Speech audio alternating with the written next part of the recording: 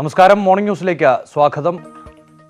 വിശദമായ വാർത്തകളിലേക്ക്. ആദ്യം തന്നെ ഒരു ദാരുണ സംഭവത്തിലേക്കാണ് കടക്കുന്നത്. തിരുവനന്തപുരം കല്ലമ്പലത്ത് വാഹനാപകടത്തിൽ മരണം 5. മീൻ ലോറിയും കാറും കൂട്ടിയിടിച്ചായിരുന്നു അപകടം. കാർ യാത്രക്കാരായ കൊല്ലം ചിറക്കര സ്വദേശികളാണ് മരിച്ചത്. ഇന്നലെ രാത്രി 11 മണിയോടെയായിരുന്നു അപകടം.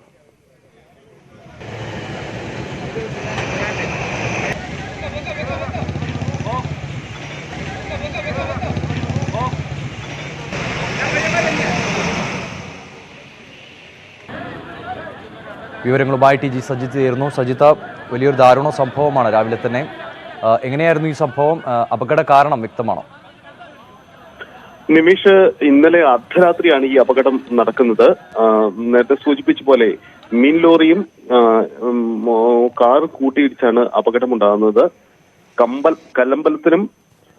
കല്ലമ്പലത്തിന് സമീപം വെച്ചാണ് ഈ അപകടം, ദേശീയപാതയിൽ വെച്ചാണ് ഈ അപകടം ഉണ്ടാകുന്നത്. എതിർ ദിശയിൽ വന്ന മീൻ ലോറി, ദിശ തെറ്റിച്ചു വന്ന ലോറി കാറിലേക്ക് ഇടിച്ചു കയറി എന്നാണ് സാക്ഷികൾ പറയുന്നത്. സംഭവ സ്ഥലത്ത് വെച്ച് തന്നെ 4 പേർ മരണപ്പെട്ടു. ഒരാൾ ആശുപത്രിയിൽ വെച്ചാണ് മരണപ്പെട്ടത്. മൃതദേഹങ്ങൾ തിരുവനന്തപുരം മെഡിക്കൽ കോളേജിലേക്കും പാരിപ്പള്ളി മെഡിക്കൽ കോളേജ് ആശുപത്രിയിലേക്കും മാറ്റിയിരിക്കുകയാണ്. അപകടത്തെ തുടർന്ന് ഏറെ നേരം ദേശീയപാതയിൽ ഗതാഗതം തടസ്സപ്പെട്ടിരുന്നു. അപകടത്തിൽപ്പെട്ടവരെ വാഹനങ്ങൾ വെട്ടിപ്പൊളിച്ചാണ് പുറത്തെടുത്തത്. ദാരുണമായൊരു അപകടമാണ് ഇവിടെ ഉണ്ടായത്. ഇപ്പോൾ ഗതാഗത പ്രശ്നങ്ങളെല്ലാം മാറ്റിയിരിക്കുന്നു. വാഹനങ്ങൾ പൂർണ്ണമായും റോഡിൽ നിന്ന് മാറ്റിയിരിക്കുകയാണ്. ഈ അപകടത്തിൽപ്പെട്ടവർ കല്ലമ്പലത്തിന് സമീപം ഉള്ളവർ തന്നെയാണ്. എന്തായാലും ഇത് വാഹനം മീൻ ലോറിയുടെ ദിശ തെറ്റി വന്നത് മൂലമാണ് ഈ അപകടമുണ്ടായതെന്നാണ് ദൃക്സാക്ഷികൾ പറയുന്നത്. ഈ മീൻ ലോറിയുടെ ഡ്രൈവറെ സംബന്ധിച്ചുള്ള വിവരങ്ങൾ എന്തെങ്കിലും ലഭ്യമായിട്ടുണ്ടോ? ഇക്കാര്യം പോലീസ് അന്വേഷിക്കുകയാണ്. നാട്ടുകാരാണ് വന്ന് രക്ഷാപ്രവർത്തനങ്ങൾ നടത്തിയത്. കാരണം പെട്ടെന്ന് എത്തിയ നാട്ടുകാരാണ് രക്ഷാപ്രവർത്തനങ്ങൾ നടത്തിയത്. ദിശ തെറ്റി വന്ന വാഹനം മൂലമാണ് ഈ അപകടം ഉണ്ടായതെന്നാണ് ദൃക്സാക്ഷികൾ നൽകുന്ന വിവരം. കാരണം അങ്ങനെയാണ് ഈ അപകടത്തിന് കാരണം വെച്ചത്. ഒരുപക്ഷെ ഡ്രൈവർ ഉറങ്ങിപ്പോയതാണോ, മറ്റെന്തെങ്കിലും പ്രശ്നങ്ങളാണോ തുടങ്ങിയ കാര്യങ്ങളും അന്വേഷിക്കുകയാണ്. എന്തായാലും ഇത് സംബന്ധിച്ച് പോലീസിന്റെ അന്വേഷണം ആരംഭിച്ചിട്ടുണ്ട്. ദാരുണമായ ഒരു ദുരന്തമാണ് നടന്നിരിക്കുന്നത്. കല്ലമ്പലം സ്വദേശി, കല്ലമ്പലത്തിന് സമീപം തന്നെയാണ് ഈ മരണപ്പെട്ടവരുടെ വീട്. ടി ജി സജിത്താണ് വിവരങ്ങൾ നൽകിക്കൊണ്ടിരിക്കുന്നത്. വലിയ ദാരുണ സംഭവം, സജിത്ത് സൂചിപ്പിച്ച പോലെ തന്നെ വലിയ ദാരുണ സംഭവമാണ് ഉണ്ടായിരിക്കുന്നത്. തിരുവനന്തപുരം കല്ലമ്പലത്തിന് സമീപമുള്ള ദേശീയപാതയിലാണ് ഇങ്ങനൊരു വാഹനാപകടം ഉണ്ടായിരിക്കുന്നത്. മീൻ ലോറിയും കാറും കൂട്ടിയിടിച്ചാണ് അപകടം. കാറിൽ സഞ്ചരിച്ച 5 പേരാണ് ഇപ്പോൾ മരണപ്പെട്ടിരിക്കുന്നത്. ലോറി ഡ്രൈവറുമായി ബന്ധപ്പെട്ട വിവരങ്ങൾ ലഭ്യമായിട്ടില്ല. തുടർന്നുള്ള അന്വേഷണം ഏത് രീതിയിലാണെന്നും പോലീസ് വ്യക്തമാക്കുന്നതേ ഉള്ളൂ. എന്തായാലും ദിശ തെറ്റി വന്നതാണ് അപകട കാരണമെന്നാണ്, ഈ മീൻ ലോറി ദിശ തെറ്റി വന്നതാണ് അപകട കാരണമെന്നാണ് ഇപ്പോഴുള്ള സൂചനകളും നമുക്ക് ലഭിക്കുന്ന വിവരങ്ങളാണ് ടി ജി സജിത്ത് നൽകിയത്.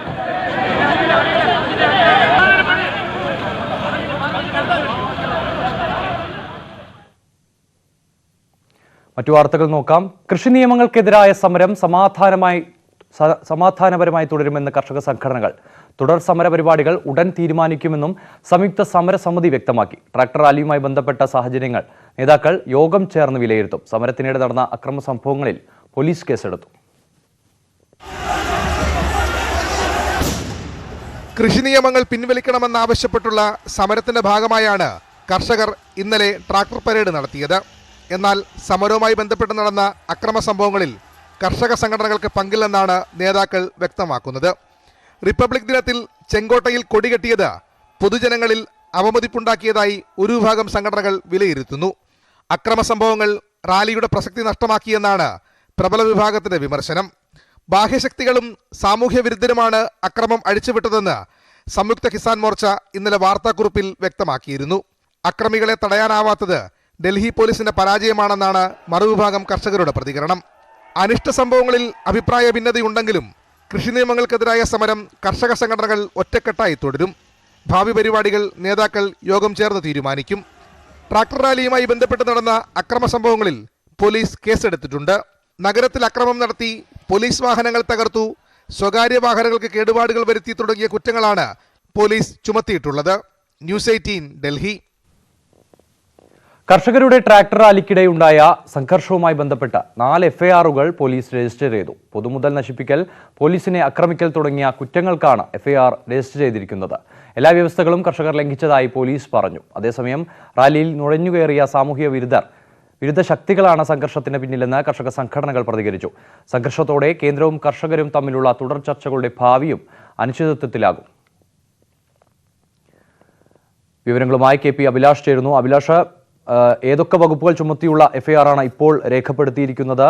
ഈ കേന്ദ്രത്തിന്റെ നടപടികൾ ഈ തുടർന്നുള്ള ചർച്ചയ്ക്ക് അത് ഏത് രീതിയിൽ ബാധിക്കും? നിമേഷ്, നിലവിൽ നഗരത്തിൽ അക്രമം നടത്തി പൊതുമുതലുകൾ നശിപ്പിച്ചു, അതോടൊപ്പം തന്നെ പോലീസ് വാഹനങ്ങൾക്ക് കേടുപാടുകൾ വരുത്തി, സ്വകാര്യ വാഹനങ്ങൾ തകർത്തു എന്നിങ്ങനെയുള്ള കുറ്റങ്ങളാണ് FIR ചുമത്തിയിട്ടുള്ളത്. ഒരുപക്ഷെ കൂടുതൽ കേസുകൾ രജിസ്റ്റർ ചെയ്യാനും കുറ്റങ്ങൾ ചുമത്തുവാനുള്ള സാധ്യത കൂടി ഉണ്ട്. കാരണം ഡൽഹി പോലീസ് ഈ സംഘർഷങ്ങൾ നടക്കുമ്പോഴെല്ലാം തന്നെ ഡ്രോണുകൾ അടക്കം ഉപയോഗിച്ചുകൊണ്ടുള്ള വീഡിയോയും ദൃശ്യങ്ങളും എല്ലാം തന്നെ റെക്കോർഡ് ചെയ്യുന്നുണ്ടായിരുന്നു. ഇന്നലെ തന്നെ ഒരു കർഷകൻ മരിച്ച സംഭവമുണ്ടായി. പല മാധ്യമങ്ങൾ ഉൾപ്പെടെ റിപ്പോർട്ട് ചെയ്തത് വെടിയേറ്റ് മരിച്ചു എന്നുള്ളതായിരുന്നു. ന്യൂസ് 18 അതുമായി ബന്ധപ്പെട്ട് കൃത്യമായി തന്നെ അങ്ങനെ ഒരു വെടിവെപ്പ് നടന്നിട്ടില്ല എന്നുള്ള കാര്യം റിപ്പോർട്ട് ചെയ്തിരുന്നു. പിന്നീട് പോലീസ് തന്നെ ഈ ദൃശ്യങ്ങൾ പുറത്തുവിടുകയും ട്രാക്ടർ ഇടിച്ചു കയറ്റാൻ സമയത്ത് ട്രാക്ടർ മറിഞ്ഞ് ഈ കർഷകൻ മരിച്ചതാണ് എന്നതിന്റെ തെളിവുകളടക്കം പുറത്തുവിടുകയും ചെയ്തിരുന്നു. സ്വാഭാവികമായും ചെങ്കോട്ടയടക്കം കൈയടക്കുകയും അവിടെ പതാക ഉയർത്തുകയും ഒക്കെ ചെയ്യുന്നത് നിയമപരമായി നേരിടാൻ തന്നെയായിരിക്കും ഡൽഹി പോലീസിന്റെ നീക്കം. അത്തരം ദൃശ്യങ്ങൾ കൂടി സമാഹരിച്ചതിന് ശേഷം കൂടുതൽ വകുപ്പുകൾ ചുമത്തിക്കൊണ്ടുള്ള കേസുകളും ഇനിയും ഉണ്ടാകുവാനുള്ള സാധ്യതയാണ് കാണുന്നത്.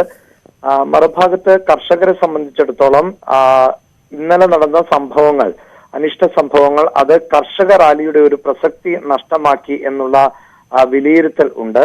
പ്രത്യേകിച്ച് മാധ്യമങ്ങൾ അടക്കം ഈ റാലിയുമായി ബന്ധപ്പെട്ട വാർത്തകളിൽ നിന്ന് മാറി നിൽക്കുകയും ചെങ്കോട്ട കൈയടക്കിയതും ITO പോലെ തന്ത്രപ്രധാനമായ മേഖലകളിൽ അടക്കം സംഘർഷമുണ്ടായതുമായിരുന്നു കേന്ദ്രീകരിച്ചത്. അതുകൊണ്ട് തന്നെ റാലിയുടെ ഒരു പ്രസക്തി തന്നെ നഷ്ടമായി പോയി എന്നുള്ളതാണ് കർഷക സംഘടനകളിൽ ഒരു വിഭാഗത്തിന്റെ അഭിപ്രായം. എന്നാൽ ഈ ബാഹ്യശക്തികൾ, അതോടൊപ്പം തന്നെ സാമൂഹ്യ വിരുദ്ധർ ഒക്കെ ഈ പ്രക്ഷോഭത്തിന്റെ ഭാഗമായി അക്രമം നടത്തിയതിന്റെ ഉത്തരവാദിത്തം കർഷക സംഘടനകൾക്കല്ല, അത് പോലീസിന്റെ വീഴ്ചയാണ് എന്ന തരത്തിൽ മറ്റൊരു വിഭാഗം കർഷകർക്ക് അഭിപ്രായമുണ്ട്. എന്തായാലും കേന്ദ്ര സർക്കാർ നേരത്തെ മുതൽ ഈ സമരവുമായി ബന്ധപ്പെട്ട് നടത്തിയിരുന്ന ചില പ്രസ്താവനകളുണ്ട്. ഒന്ന്, സമരത്തിന് ചില രാഷ്ട്രീയ താല്പര്യങ്ങളുണ്ട്. രണ്ട്, സമരത്തിന് പിന്നിൽ തീവ്രമായ നിലപാടുകൾ ഉള്ള സംഘടനകളും ശക്തികളുമുണ്ട്. കർഷക സംഘടനകൾ മറയാക്കിക്കൊണ്ടാണ് ഈ സമരം മുന്നോട്ട് പോകുന്നത് എന്നതുൾപ്പെടെയുള്ള കാര്യങ്ങളാണ് ഒരുപക്ഷെ വരും മണിക്കൂറുകളിൽ രാഷ്ട്രീയമായി ഏറെ ചർച്ച ചെയ്യപ്പെടാൻ പോകുന്നത് ഈ സബ്ജക്ട് തന്നെയായിരിക്കും. കർഷക സമരത്തിന്റെ പേരിൽ വലിയ തോതിൽ, അതായത് ചെങ്കോട്ട അടക്കം പിടിച്ചെടുക്കുന്ന നടപടി ഉണ്ടാകുമ്പോൾ അതിന് പിന്നിൽ മറ്റു ശക്തികളാണ് എന്നത് വ്യക്തമായിരിക്കുന്നു എന്നുള്ളതായിരിക്കും വരും മണിക്കൂറുകളിൽ സർക്കാരിന്റെ ഭാഗത്ത് നിന്നുണ്ടാകാൻ പോകുന്ന പ്രതികരണം. ഇത് തന്നെയാണ് കർഷക സംഘടനകളുമായുള്ള തുടർ ചർച്ചകൾക്ക് വിഘാതമുണ്ടാക്കുന്നത്. പക്ഷേ കർഷക സംഘടനകളുമായും അതോടൊപ്പം തന്നെ കർഷക നേതാക്കളുമായും ആശയവിനിമയം നടത്തുന്നതിൽ നിന്ന് ഇനിയും കേന്ദ്ര സർക്കാർ പിന്നോട്ട് പോകും എന്ന് നമുക്ക് വിലയിരുത്താനാകില്ല. കാരണം കർഷകരുടെ പ്രതിഷേധത്തിന് നേരത്തെ തന്നെ കർഷകർ അവകാശപ്പെടുന്നത് ഒരു തരത്തിലുമുള്ള രാഷ്ട്രീയവും ഇല്ല എന്നാണ്. മാത്രമല്ല ഈ സമര സ്ഥലത്തേക്ക് അടക്കം ഏതെങ്കിലും രാഷ്ട്രീയ പാർട്ടികളുടെ നേതാക്കളെ പോലും കടത്തിവിടാൻ കർഷകർ സമ്മതിച്ചിട്ടില്ല. ഇതുവരെയും ഏതെങ്കിലും പ്രമുഖനായ ഒരു രാഷ്ട്രീയ നേതാവ് ഈ കർഷക സംഘടനകളുടെ പ്രതിഷേധത്തിൽ പ്രസംഗിക്കാൻ പോലും എത്തിയിട്ടില്ല. അങ്ങനെ പ്രസംഗിക്കാൻ പോലും അവരെ അനുവദിക്കില്ല എന്നുള്ളതാണ് കർഷക സംഘടനകളുടെ നിലപാട്. കർഷക സംഘടനകളും പ്രസ്ഥാനങ്ങളുമായി ബന്ധപ്പെട്ട നേതാക്കൾക്ക് മാത്രമാണ് ഇതുവരെയും പ്രവേശന അനുമതി പോലും കർഷകർ നൽകിയിട്ടുള്ളൂ. അതുകൊണ്ട് തന്നെ ഇനിയും ചർച്ചകൾ അവസാനിക്കുന്നു എന്ന് നമുക്ക് അനുമാനിക്കാൻ സാധിക്കില്ല. പക്ഷേ ഇനി ചർച്ചകൾ നടത്തണമെങ്കിൽ അത് കർഷകരുടെ ഭാഗത്ത് നിന്ന് ആയിരിക്കണം ഒരു ഇനിഷ്യേറ്റ് ഉണ്ടാകേണ്ടത്. കർഷകർ കേന്ദ്ര സർക്കാരിനോട് ആവശ്യപ്പെടാത്ത പക്ഷം കേന്ദ്ര സർക്കാർ ഇനി ചർച്ചയ്ക്ക് മുതിരുവാനുള്ള സാധ്യതയില്ല. പ്രത്യേകിച്ച് സുപ്രീം കോടതി ഒരു സമിതി രൂപീകരിച്ചിട്ടുണ്ട്. ആ സമിതി വിവരങ്ങൾ ഇപ്പോഴും ശേഖരിച്ചുകൊണ്ടിരിക്കുകയാണ്. കോടതിയുടെ പരിഗണനയിലുള്ള സമിതിയുമായി മുന്നോട്ട് പോവുക എന്ന നിലപാടായിരിക്കും. അതേസമയം കർഷകർ ചർച്ചയ്ക്ക് താല്പര്യം പ്രകടിപ്പിച്ചാൽ ഇനിയും കേന്ദ്ര സർക്കാരിന്റെ ഭാഗത്ത് നിന്ന് വീണ്ടും ചർച്ചയ്ക്കുള്ള സാധ്യതകൾ തന്നെയാണ് ഉള്ളത്. ഒപ്പം ഡൽഹിയിലെ സമാധാന അന്തരീക്ഷം തിരിച്ചു വന്നുകൊണ്ടിരിക്കുകയാണ്. പ്രത്യേകിച്ച് ഇന്റർനെറ്റ് സേവനം അടക്കം ഇന്നലെ റദ്ദാക്കിയതാണ്. ഏതാണ്ട് 4 മണിയോടുകൂടി, വൈകിട്ട് 4 മണിയോടുകൂടിയാണ് ഇന്റർനെറ്റ് സേവനം റദ്ദാക്കി തുടങ്ങിയത്. ആദ്യഘട്ടത്തിൽ സേവനം കുറച്ചൊക്കെ ലഭ്യമാകുന്നുണ്ടായിരുന്നുവെങ്കിൽ പിന്നീട് രാത്രിയോടുകൂടി പൂർണ്ണമായും റദ്ദാക്കിയ ഒരു സാഹചര്യമുണ്ട്. വിവിധ ഇന്റർനെറ്റ് പ്രൊവൈഡ് സർവീസർമാർ ഇക്കാര്യം ഉപഭോക്താക്കളെ അറിയിക്കുകയും ചെയ്തിട്ടുണ്ട്. കേന്ദ്ര സർക്കാരിന്റെ നിർദ്ദേശപ്രകാരം ഇന്റർനെറ്റ് സംവിധാനം റദ്ദാക്കുകയാണ് എന്ന മെസ്സേജുകൾ എല്ലാ മൊബൈൽ സർവീസ് പ്രൊവൈഡേഴ്സും നൽകിയിട്ടുമുണ്ട്. വിവരങ്ങളാണ് KP അഭിലാഷ് നൽകിയത്. മറ്റു വാർത്തകൾ നോക്കാം. സംസ്ഥാനത്ത് കോവിഡ് ബാധിതരുടെ എണ്ണം ഉയരുന്നത് ആശങ്കാജനകമാണെന്ന മുന്നറിയിപ്പുമായി IMA. ഈ സാഹചര്യത്തിൽ നിയന്ത്രണങ്ങൾ കടുപ്പിക്കണമെന്നും IMA ആവശ്യപ്പെട്ടു. കേരളത്തിൽ ജനസാന്ദ്രത കൂടുതലുള്ളതിനാലാണ് കോവിഡ് വ്യാപനത്തിന് കാരണമാകുന്നതെന്ന് മന്ത്രി KK ശൈലജയും പ്രതികരിച്ചു. നിയന്ത്രണങ്ങളിൽ ഇളവ് വരുത്തിയ ശേഷം കേരളത്തിൽ രോഗികളുടെ എണ്ണം കുതിച്ചുയരുകയാണ്. കഴിഞ്ഞ ദിവസങ്ങളിലായി 6000-ന് മുകളിലാണ് കോവിഡ് ബാധിക്കുന്നവരുടെ എണ്ണം. ടെസ്റ്റ് പോസിറ്റിവിറ്റി നിരക്ക് 11% മുകളിലേക്ക് ഉയർന്നു. ഇന്നലെ മാത്രം 6293 പേർക്ക് രോഗം സ്ഥിരീകരിച്ചു. സമ്പർക്കം വഴിയാണ് രോഗവ്യാപനം കൂടുതൽ. ഉറവിടമറിയാത്ത കേസുകളും ഉയരുകയാണ്. ഈ സാഹചര്യത്തിലാണ് നിയന്ത്രണം കടുപ്പിക്കണമെന്ന നിർദ്ദേശവുമായി IMA രംഗത്തെത്തിയത്. ടെസ്റ്റ് പോസിറ്റിവ് റേറ്റ് 5% താഴുന്നതാണ് ഉത്തമം. നമ്മുടേത് 10-ന് മുകളിൽ നിൽക്കുകയാണ്. ചില ദിവസങ്ങളിൽ 12 ഒക്കെ കാണാറുണ്ട്. അപ്പോൾ ടെസ്റ്റ് പോസിറ്റിവിറ്റി റേറ്റ് കൂടുന്നത് വൈറസിന്റെ സാന്നിധ്യത്തെ വിളിച്ചറിയിക്കുന്നതാണ്. അൺകൺട്രോൾഡ് സ്പ്രെഡ് എന്നുള്ള ഒരു നിർവചനമാണ് അതിന് കൊടുത്തിട്ടുള്ളത്. കോവിഡ് രോഗികളുടെ എണ്ണം ഏറ്റവും കൂടുതൽ എറണാകുളം ജില്ലയിലാണ്. വരും ദിവസങ്ങളിൽ ഇവിടെ രോഗികളുടെ എണ്ണം വർദ്ധിക്കുമെന്നും IMA ചൂണ്ടിക്കാട്ടുന്നു. നമ്മുടെ ജനസമൂഹത്തിൽ കൂടുതൽ കോവിഡ് ഉള്ളപ്പോഴാണ് ICUകളിൽ കൂടുതൽ രോഗികൾ വരുന്നത്. അപ്പോൾ ഇങ്ങനെയുള്ള സൂചനകൾ വരുമ്പോൾ ഒത്തുചേരലുകൾ ഒഴിവാക്കുന്ന നടപടികൾ വേണ്ടതാണ്. ജനങ്ങളിൽ തീർച്ചയായിട്ടും ജാഗ്രതക്കുറവുണ്ടായിട്ടുണ്ട്. ഇത് നിസ്സാരമാണ് എന്ന് കരുതുന്ന നിരവധി പേരും ഇവിടെയുണ്ട്. സമ്പർക്കത്തിലൂടെയുള്ള രോഗവ്യാപനം കുറയ്ക്കുന്നതിനായി ജനങ്ങൾ ഒത്തുകൂടുന്ന പരിപാടികൾ കുറയ്ക്കണം. ജനിതകമാറ്റം സംഭവിച്ച വൈറസ് വ്യാപന ആശങ്കയും സംസ്ഥാനത്ത് നിലനിൽക്കുന്നുണ്ടെന്ന് IMA ചൂണ്ടിക്കാട്ടുന്നു. ജനങ്ങൾ ജാഗ്രത കൈവിടരുതെന്ന് ആരോഗ്യമന്ത്രി KK ശൈലജയും പ്രതികരിച്ചു. ന്യൂസ് 18 കൊച്ചി. നിയമസഭാ തെരഞ്ഞെടുപ്പിന് മുന്നോടിയായുള്ള കേരളയാത്രയുടെ ഷെഡ്യൂൾ തീരുമാനിക്കാൻ ഇടതുമുന്നണി യോഗം ഇന്ന് ചേരും. CPM-ന്റെയും CPI-യുടെയും സംസ്ഥാന സെക്രട്ടറിമാർ നയിക്കുന്ന തെക്കൻ വടക്കൻ മേഖലാ ജാഥകൾ നടത്താനാണ് തീരുമാനം. സീറ്റ് വിഭജനം സംബന്ധിച്ച ഉഭയകക്ഷി ചർച്ചകളുടെ കാര്യത്തിലും തീരുമാനമുണ്ടായേക്കും. NCP-യിലെ തർക്കങ്ങളിലും ഇന്നത്തെ യോഗത്തോടെ ഇടത് നേതൃത്വത്തിന്റെ ഇടപെടലുണ്ടാകുമെന്നാണ് പ്രതീക്ഷ. 2 ദിവസത്തെ മണ്ഡല പര്യടനത്തിനായി വയനാട് MP രാഹുൽ ഗാന്ധി ഇന്നെത്തും. രാവിലെ 11 മണിക്ക് പ്രത്യേക വിമാനത്തിൽ കരിപ്പൂർ വിമാനത്താവളത്തിലെത്തുന്ന രാഹുൽ അവിടെ UDF നേതാക്കളുമായി കൂടിക്കാഴ്ച നടത്തും. ഉച്ചയ്ക്ക് 12-ന് Wandoor girls vocational higher secondary സ്കൂളിൽ പുതിയ കെട്ടിടത്തിന്റെയും പ്രവേശന കവാടത്തിന്റെയും ഉദ്ഘാടനം നിർവഹിക്കും. തുടർന്ന് Wandoor bus stand auditorium, Mambad Nilambur government ആശുപത്രി OCK ഓഡിറ്റോറിയം എന്നിവിടങ്ങളിൽ വിവിധ പരിപാടികളുണ്ടാവും. രാത്രി കൽപ്പറ്റ ഗസ്റ്റ് ഹൌസിൽ തങ്ങുന്ന രാഹുൽ നാളെ വയനാട്ടിൽ വിവിധ പരിപാടികളിൽ പങ്കെടുക്കും. വൈകിട്ട് കണ്ണൂർ വിമാനത്താവളം വഴിയാണ് അദ്ദേഹം ഡൽഹിക്ക് മടങ്ങുക. ഉമ്മൻചാണ്ടിയും രമേശ് ചെന്നിത്തലയും നേരിട്ടെത്തിയിട്ടും കോൺഗ്രസുമായുള്ള മഞ്ഞുരുകാതെ വെള്ളാപ്പള്ളി നടേശൻ. നിയമസഭാ തെരഞ്ഞെടുപ്പിന് പിന്തുണ തേടിയാണ് നേതാക്കൾ എത്തിയതെങ്കിലും വ്യക്തമായ മറുപടി നൽകാതെയാണ് വെള്ളാപ്പള്ളി മടങ്ങിയത്. രോഷവും പ്രതിഷേധവും നിറഞ്ഞ കൂടിക്കാഴ്ച 1.5 മണിക്കൂർ നീണ്ടു.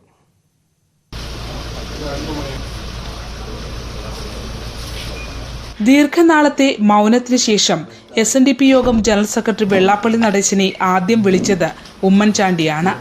3 പേരാണ് കാണാനെത്തുക. ഉമ്മൻചാണ്ടിയും രമേശ് ചെന്നിത്തലയും K സുധാകരനും. അതിനപ്പുറം ആരും വരാൻ പാടില്ലെന്ന നിർദ്ദേശം വെള്ളാപ്പള്ളി ആദ്യം തന്നെ പറഞ്ഞു. പ്രത്യേകിച്ച് ജില്ലയിലെ കോൺഗ്രസ് നേതൃത്വം. ആലപ്പുഴയുള്ള നേതാക്കന്മാരും എന്നെ കാണാൻ വരുന്നത്. അതിനിടയ്ക്ക് ഞാൻ കാണാൻ അവസരം തരത്തില്ല. ഉമ്മൻചാണ്ടിക്കും രമേശ് ചെന്നിത്തലയ്ക്കും സുധാകരനും കൂടെ കാണണമെന്നാണ് പറഞ്ഞത്. ആ 3 പേര് വരാമെന്ന് പറഞ്ഞു. ആലപ്പുഴയുള്ള എന്നെ സ്ഥിരം ഇങ്ങനെ ചാനലിൽ ചെറുപറന്നിരിക്കുന്ന സുക്കൂറും ബൈജു ജില്ല ബൈജു ആലപ്പുഴയുള്ള ആരും വരാൻ പാടില്ല. പതിവ് ഉച്ചയുറക്കം മാറ്റിവെച്ച് വെള്ളാപ്പള്ളി എത്തി. കൃത്യസമയം പാലിച്ച് ചെന്നിത്തലയും ഉമ്മൻചാണ്ടിയും. സമുദായ നേതാക്കന്മാരെ കാണില്ല എന്ന നയം മാറ്റിയോ എന്ന ചോദ്യത്തോടെയായിരുന്നു സ്വീകരണം. അടച്ചിട്ട മുറിയിൽ പരിഭവങ്ങളും പരാതിയുമായി 1.5 മണിക്കൂർ.